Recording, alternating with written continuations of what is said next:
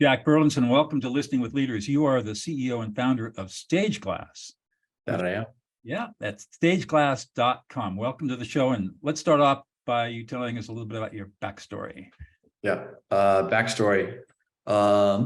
First, wonderful to meet, and thank you for having me on the show. Welcome.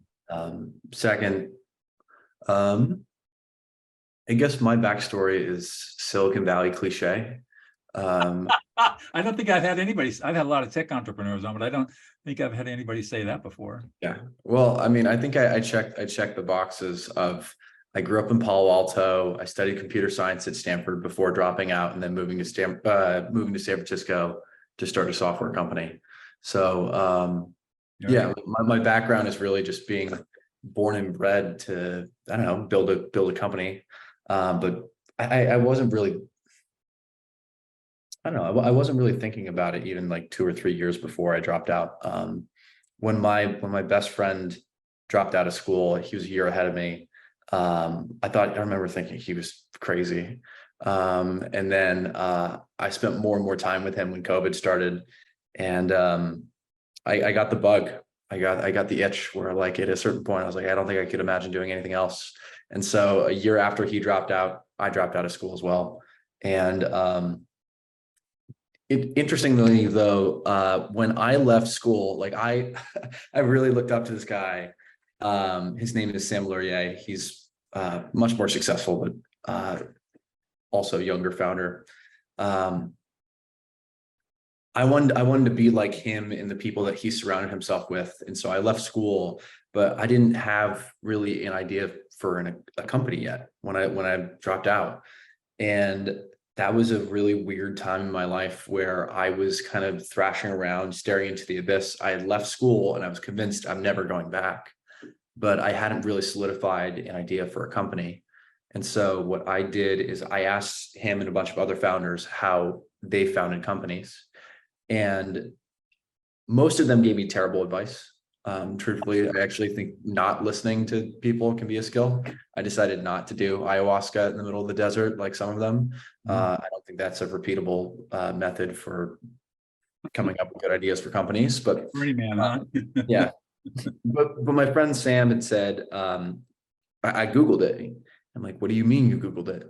And he said, I looked up what were the largest asset classes that had super low tech adoption. And he saw that logistics had, it was a massive space, but really hadn't developed. There wasn't a lot of technology that really impressed him in the space. He believed it could be tremendously more efficient. And so what he did is he called up a bunch of manufacturers and started asking them what their manufacturing process was like. He toured a bunch of factories, found an inefficiency, and then he was like, I think I can start a company that can make this a little bit faster. And so that's what he did. Now he's raised a tremendous amount of money. He's got a bunch of very, very happy customers. And my thought was, okay, well, I should do that. And so instead of coming up with my own method of starting a company, I just used his. And what I did is I Googled the exact same question, like largest asset classes in the world, lowest technology adoption. And at the very top of that list was real estate. In an industry which I didn't know super well. And so I called up the people I knew in the real estate world. And one of those people was my aunt. And she told me that the best listings or the best deals are the ones that look terrible on Zillow. And I remember hearing that little bit of her explaining her process that got me excited, because my thought was, I thought that with an asset that was as important as a house, that the fluctuations in price would be small based on how you present them. And well, it turns out I was wrong. And how you present a property actually really does matter. But anecdotally, that makes sense. But I was also skeptical because I'm a generally skeptical person. And so I looked up the data, and we've recently ran a regression doing this that showed, after scanning something like 15,000 homes, that if you use different presentation technologies, you can actually change the final sale price of the home by 8 to 12% on average. So virtual tour and staging it's like a $40,000 difference in the final sale price of the home on average. That's significant because that's all profit for a new Yeah. home. Yeah. And so my thought was, okay, that's a tremendously large inefficiency in a humongous asset class. I think I've found something. And so that was when I first turned to investors with this vision of, hey, I think that I can solve this problem, especially because I've known a little bit about the world of 3D and said, hey, I think that there are ways that we can build a better solution than the current virtual tour offerings out there right now that can remove the need for hardware or remove the need for actually having to go to a service provider to go conduct this service on your behalf. We could do this with software. And instead of selling to the broker, we thought we could sell to the owner, just because they were the ones who benefited from this increase in final sale price the most.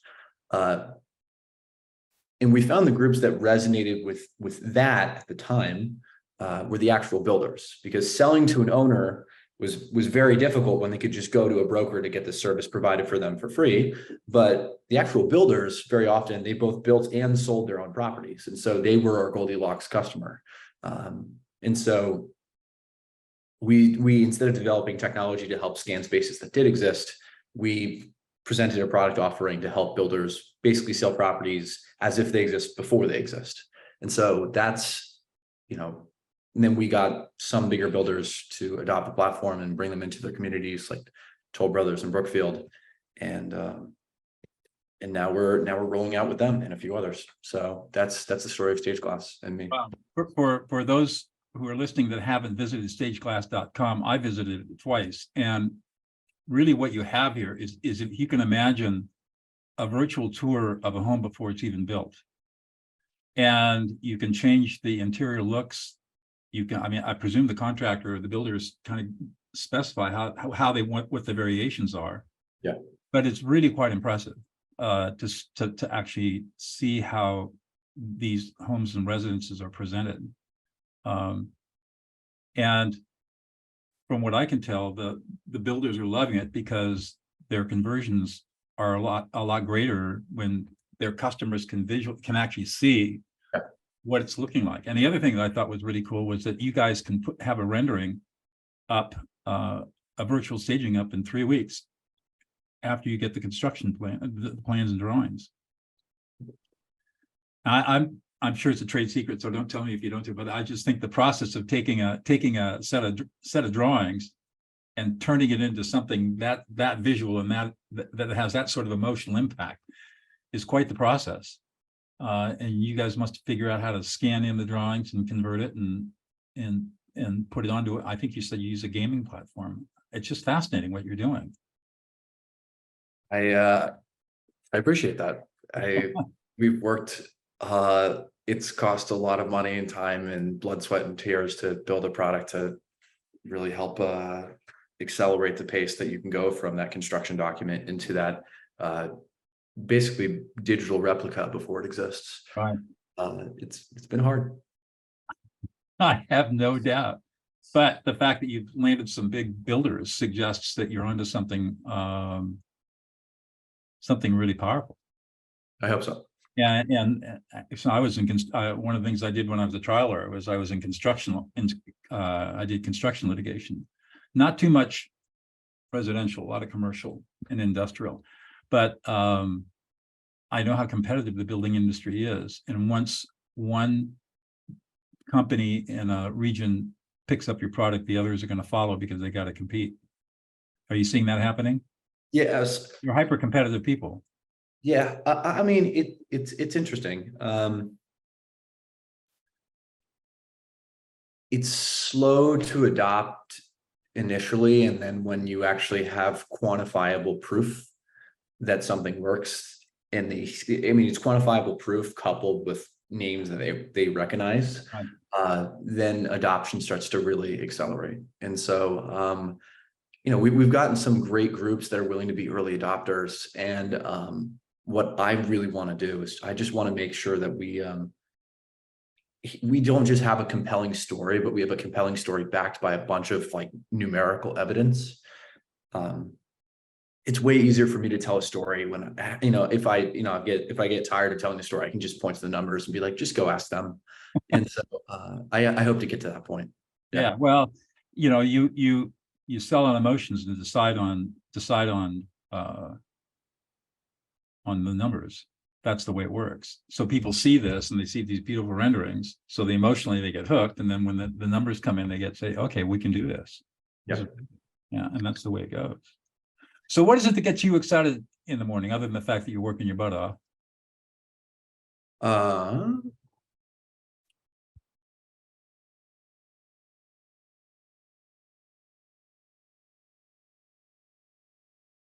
Carl, it's very loud outside. I think that people make the place. I think at the end of the day, like entrepreneurship is just problem solving with a bunch of other people helping you figure out how to solve those problems. And I just know that when you surround yourself with people that you really enjoy working with and you get to solve problems that are just a little bit more difficult than like what you believe that you're capable of solving, that's something that I really enjoy. And so for me, I chose a very weird combination of problems to solve, where the problems that you solve in the real estate space are very different than the problems that you would solve in the video game space, which is effectively what our technology solution is. And so learning how to solve problems for both builders and as well as the engineers on our team, it's exciting to get to work with what I think are world-class people. So for me, it's the getting to work along with a great team is the thing that is bringing me to this desk. And if I recall from our Authority Magazine interview, that it didn't start out that way. No. I think you learned an important lesson. This is something that I hear over and over again from successful entrepreneurs, is your hiring decisions as the CEO, founder, are the most important decisions you make. Yeah. And you have to make sure that your first 5 hiring decisions are exactly right, or you're basically screwed. And I think as I recall, you ended up firing everybody at one point, or almost everybody, because you didn't make the best decision. No. So would you agree with that? Hiring is pretty important? Yeah. Yes. So when you assembled, it sounds like you've got a team that you're very proud of. Yeah. How do you shift from the first errors you made in your hiring decisions to finding success in recruiting the right people in? What was the difference? I mean, this is a great question. There are a few things that I did differently. The first one is I stopped trying to be like, when I started this company, I had very little experience. And I think I didn't recognize why that mattered until I realized, oh, I actually haven't spent my entire career evaluating XYZ type of leader. And so when you do anything for the first time, you're probably going to be bad at it. Right. And so what I started doing is I feel like I have a reasonably good pulse on people, but I had at the time a pretty terrible ability to discern their ability to execute on whatever skill set that I needed them to be good at. Because I believe that you need to be in the probably top decile in order to spot the top 1% of any given field. And I was not in the top decile of engineering or product or sales or marketing or anything, or truly anything. And so what I did is I went to some people who were truly exceptional at what they did, and it was obvious that they were exceptional because they'd run great companies or been leaders at those great companies. I said, hey, can you help me help discern here? So I'd say the first thing is I stopped trying to make all of those decisions on my own, because I wasn't equipped with the necessary experience in order for me to figure that out on my own. So that's the first one. The second one is, I also believe that just by talking to a lot of people, you start to figure out like who really knows what they're talking about versus who doesn't. And so not only would I delegate a portion of the I guess deciphering process, I also increase the volume of candidates that I would speak to in any given position. I'd say the third thing is I just got much better with what questions I would ask, where I would ask them, you know, here's what we're trying to do. How would you go about doing it? And then I would probe further and further and further. I remember reading a book called Plays Nicely with Others. That was a book about a bunch of random things about human behavior, but it talks about how the FBI tries to spot liars, and that people are incredibly bad at spotting lying with just one lie or two lies. But as you dig deeper and deeper and deeper, it just becomes incredibly difficult to uphold your story. And so it's one of those things where it's just, if the further you probe, the more impressed you are by somebody, it usually means that they actually know what they're talking about. Like if their story starts to really come together and make sense, versus, you know, people who really don't know their stuff, their story starts to unwind a little. So I guess the third thing is I just kind of got better at asking those questions. But the last and most important one is, I think that it doesn't matter how, like, most of the people that I've let go were actually very talented people. It's just that I shouldn't have even been hiring for that role in the first place. And so the book Who, I think it's by I think Jeff Smart. I think that's the name of the author. But the entire first half of the book is dedicated to just making sure that you have a very good scorecard around who you're hiring. And you know, truthfully, it doesn't make sense to hire like a VP of sales before you have product market fit. It doesn't make sense for you to hire a tremendous number of people before you really even know what they're doing.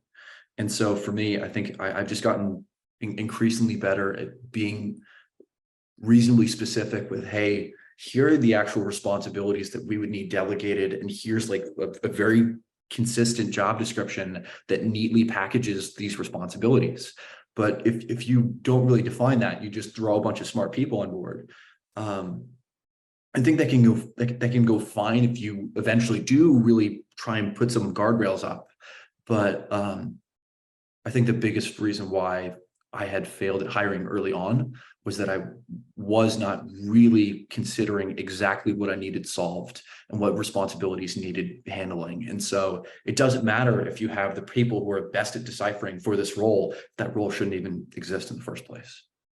That's a really excellent and wise answer. I think that's an answer that probably every CEO in the world should listen to. Because there are, I mean, there are so many companies that are dysfunctional, probably for the reasons that you've described, and you've learned early on the hard way how to navigate through that. So good for you. What is it, Jack? What is it that's unique about you that you bring to the table? I mean, obviously you're a pretty smart guy. You didn't graduate from Stanford, but you're smart enough to get in, but what is it really that's making you successful?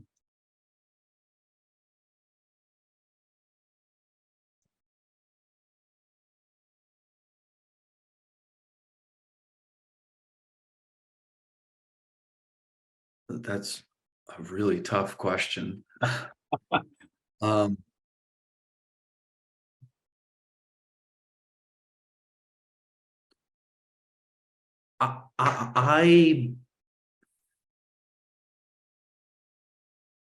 I'll preface this with, I think that most humans are as bad at predicting the future as they are at accurately assessing the past.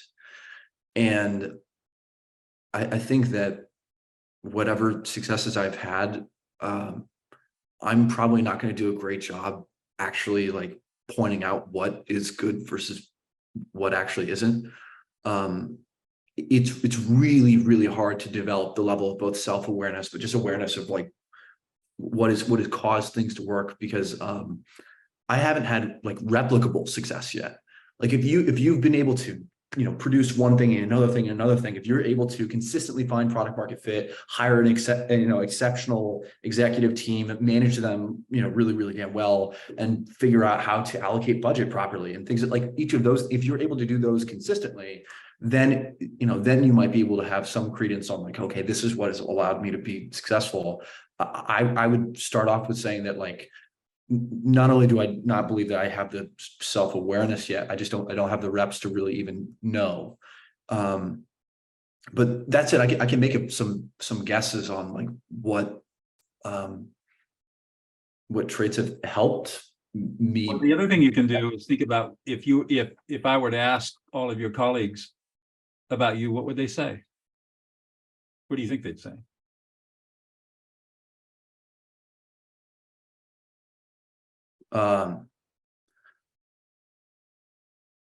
My mom says I have the most obsessive personality of anybody she knows. Okay. Yeah, but I love her. But I don't know. I don't work with her every day.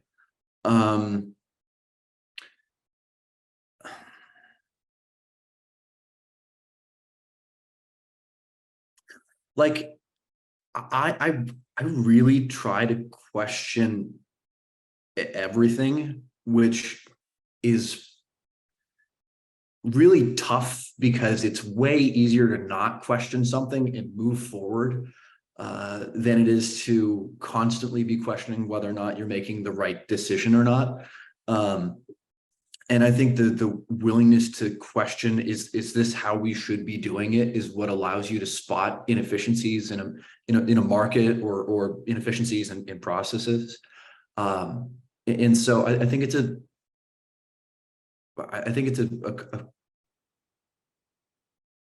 I don't know, this is a really tough one. I wish I could give you a better answer than that, but I'd say just an unwillingness to accept that things are the way that, like, people have explained them. Like, there's usually some variable that people aren't considering that is actually like the reason why XYZ happens. And I guess the willingness to say, you know, there's probably something more, or actually I don't, you know, like, why does XYZ? I mean, to neatly bundle it in a word, I'd say it's I'd say I'm relentlessly curious, which actually has some like challenging externalities of, like, if sometimes it's nice, sometimes I'd say it's advantageous to just not know something and just be okay with that explanation and use that as the foundation of whatever you build towards. But I don't know, at the same time, those people probably aren't spotting the same opportunities.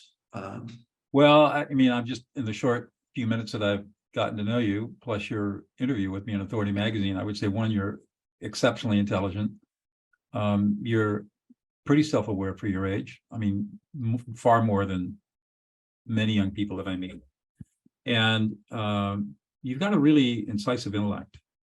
I don't sense the obsession, but I do sense a competitive drive to succeed, and a willingness to learn from any source that comes your way, regardless of whether it's from failure, success, other people's failures, successes.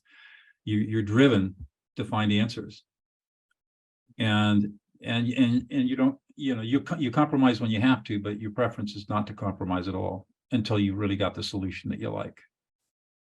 That be a statement? Obsessive and stubborn, yeah. Obsessive and stubborn. Well, you know, obsession is not a bad thing as long as I don't take it as long as you can let go of it. It's when it's appropriate, because if you hold on to something too long, then, you know, you analysis by paralysis, or paralysis by analysis, and nothing gets done. But having the obsessive drive to make sure that you're working on the best solution at all times, when it's cost effective to do that, is very powerful. Yeah, I agree. And that's probably what's working for you. Well, So tell me about listening. I divide listening, just to give you a framework for where I come from. There are two types of listening, type 1 listening and type 2 listening.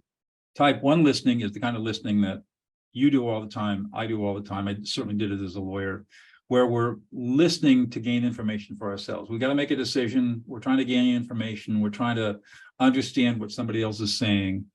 And when it's done at its best, there's some reflection, probably paraphrasing, but we're asking open-ended questions, and we're trying not to be judgmental or critical. That's the kind of listening that most people think of as listening.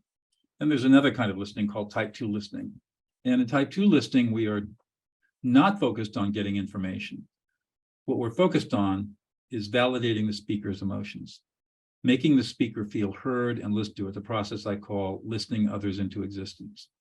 So just in terms of your framework, tell us how important is listening in your work and in your leadership, and where do you think your listening skills fall?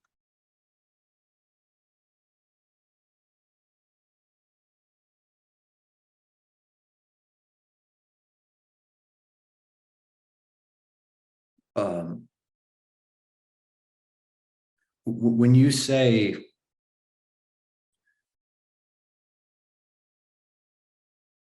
when you say that first part of that question, where you're trying to understand how I listen, I'm curious. Are you are you asking within that framework, or are you? Or that's my framework, but you don't have to use that framework. You can describe your listening skills any way you want. I'm just curious.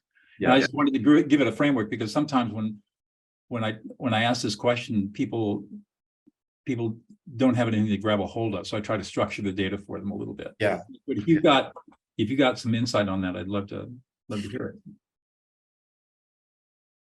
Yeah, I mean, I really like the way that you framed that into the two different, basically, modes of listening, where there's this tactical information gathering, problem solving mode of listening. And then there's, how is somebody feeling? And let's actually go make sure that we tend to the human being, rather than this like extract information from you mode. And I'll go into a short monologue and then I'll actually answer your question. But I know for myself that that second one of actually making sure that you're tending to the other person as like a human being, and actually evaluating like what's going through their mind, like emotionally. That's something that really took a while. I was so stressed out for a while that like I was just ignoring how people were feeling. I was like, this needs to work. And so like, I don't really care how you feel. I want this, this needs to work. And it turns out that almost every single tactical mistake that people make stems from like an emotional root cause. Right. And so even if you're able to put the right strategy from the information that you've been able to assess from the markets or from your employees, and then if somebody doesn't really want to do something, or if somebody feels terrible, they're not going to do it. And I can't tell you the number of sales calls where I've hopped on with somebody and they've logically agreed that this is going this. They're like, I don't feel like it though.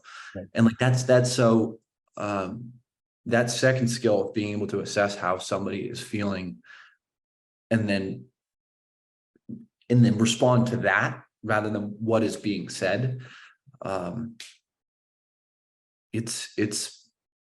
mean, I'd say it is critically important, because the actual emotional health of your team is what will enable them to actually be in a spot where they are able to problem solve more effectively. But if people aren't psychologically safe because they've never been in an environment where you basically demonstrated that you're willing to listen to how they're feeling, it's going to be really, really difficult for a team to do their best work.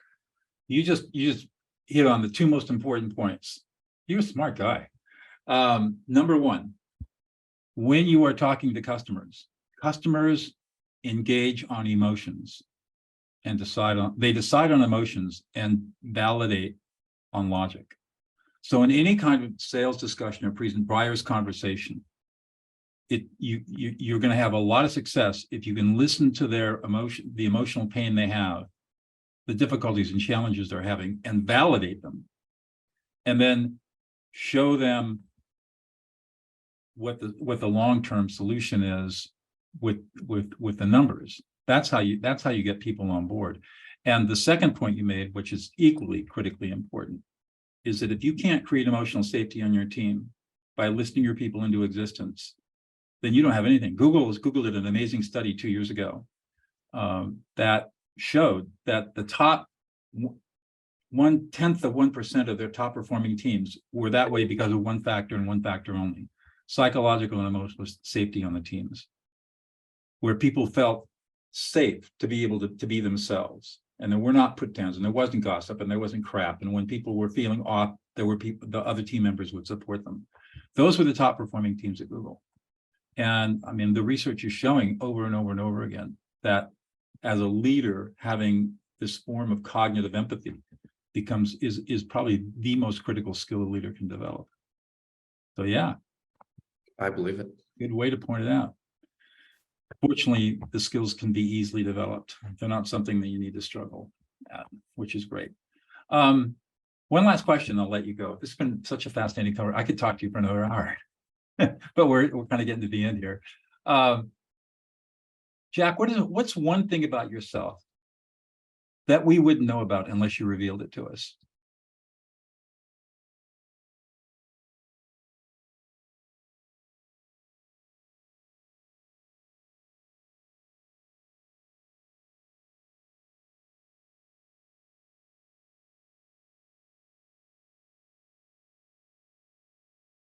I'll give you an example. I'm a jazz and blues violinist. Really? Yeah. Okay. Well, I've been playing guitar for 15 years, so that's another one.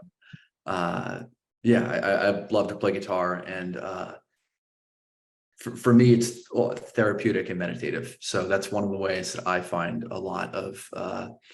That's one answer. The other answer that I could give is a really weird one. Despite believing that it has tremendous utility, it really want to make technology as invisible as possible. And I find that I do my best work when I'm nowhere near a computer. And while computers can accelerate the pace that you execute on something, I don't think a single one of my good ideas has ever happened in front of a computer screen. It's interesting that you should say that. Albert Einstein said that he never once made any major discovery through logic. All of his discoveries were through intuition and creativity. And then he used his prodigious intellect to create the mathematical proofs to prove whether or not the creative idea that he came up with was true or not. And I think that's true in every creative endeavor. Technology is a tool, but technology does not create. It can't come up with anything new. It's the human being that's got to come up with it. Even AI, we're seeing all, ChatGPT and all this stuff. It's just repackaging stuff that's already out there. Same with generative images and all that sort of stuff. The truly creative stuff comes from the human brain in moments of, to your point, in meditation, stillness, doing something other than system 1 or system 2 thinking, where we're using critical analysis and stuff like that. Critical analysis helps us shape the creative idea, but it will never generate the creative idea. I like that. And that's why one of the reasons why music is so important in education. We throw away the arts and music and literature in schools when money gets low. It's the worst thing we can do. Because I won't go into the neuroscience, but no, I mean, very briefly, our brains have two systems: the task-focused system and the social system. It's called default mode. The task-focused system is what gets educated. So we learn knowledge acquisition, and we learn how to use algorithms and procedures and rules. We learn about logic and quantitative and qualitative analysis and critical thinking and scientific method and all these different ways of applying our brains to solving problems. That all educates the task-focused system. The default mode, which is what is on, and these two systems are antagonistic. So if one's on, the other's off. The social or default mode is our ability to listen, to communicate, to have empathy, to be self-aware, to have emotional intelligence, to be able to cooperate, collaborate, resolve conflict. This is all in the social brain, and none of that is trained. We kind of pick it up a little bit in piecemeal, but our educational system completely fails in developing that system of the brain. And what the research is showing is that when you educate the social side of the brain, the cognitive side, the task-focused side of the brain exponentially grows. And that's why the core curriculum came out in 2008, 2009 to include socio-emotional learning. And now, of course, it's considered quote woke, bad, but it was it was genius curriculum. It's just been very poorly executed in K-12. But that's the secret. And in my business as a peacemaker, every conflict is emotional. And how do you do you can't solve an emotional problem with logic. You got to use emotional tools. So quick didactic there. Jack, it's been an amazing interview. Thank you so much for your time today. Doug, this has been awesome.